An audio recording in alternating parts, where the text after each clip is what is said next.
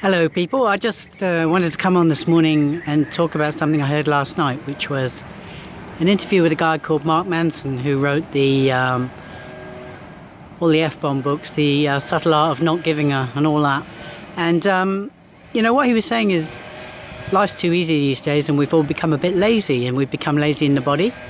So we have to artificially exercise. We have to do boot camp and go to the gym and all of that. And he said we've become lazy in our minds as well because things are too easy for us. We don't really have to do all that much for ourselves these days. We kind of have predictable days and, food's easy to get, clothing, housing. We don't have to do any of that ourselves. We don't have to think about it, worry about it. We don't have to think about saber-toothed tigers or any of that. And we've got social media. We can connect really easily. We can get the information that we need. And we've become very lazy. And, to some extent, I see what he's saying.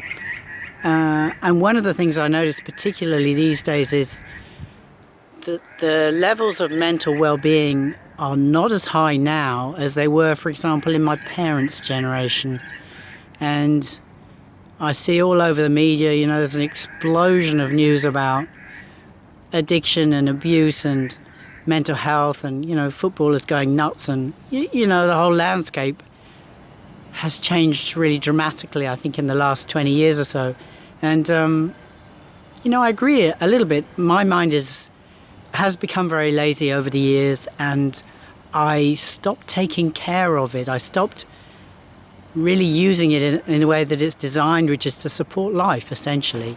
And I became reluctant for a lot of my life to really feel all of my emotions and really have all of my experience, because it's so possible and so easy these days to avoid our experience and just to dive into the next addictive or avoidant process and, have something to eat, have a cup of tea, have a drink, have a cigarette, go and get on social media or whatever to avoid whatever experience we're having. And I think that in some ways we don't develop the muscle of having mental fortitude to live in the present moment. And I have done quite a lot of Buddhist study in my time and studied meditation, which I find incredibly helpful, particularly now when I need to exert myself a little bit more to be in the present moment. And when we're in the present moment, neither depression nor anxiety, for example, can exist. Your present moment is as good as it gets. And when you're in the present moment, you don't need to worry about the future.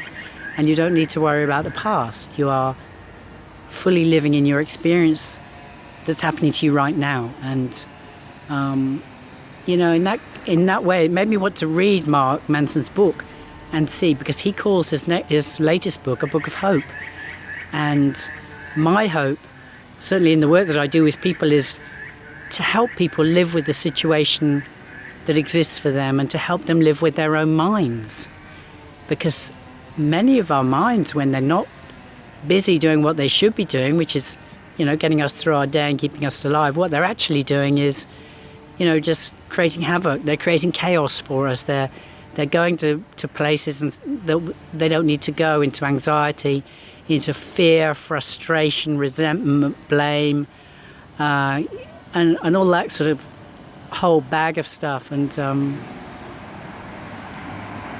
the work that I do is really to counteract that. And the reason I got into this is to fix my own brain, my own wayward brain that started thinking far too many thoughts that weren't very good for me. And so now the work that I do is based on cognitive behavior therapy. It's that theory of how the mind works. And essentially we can teach our brains to think better thoughts so that we feel better. And that's the long and short of it. And that's the work that I do with people.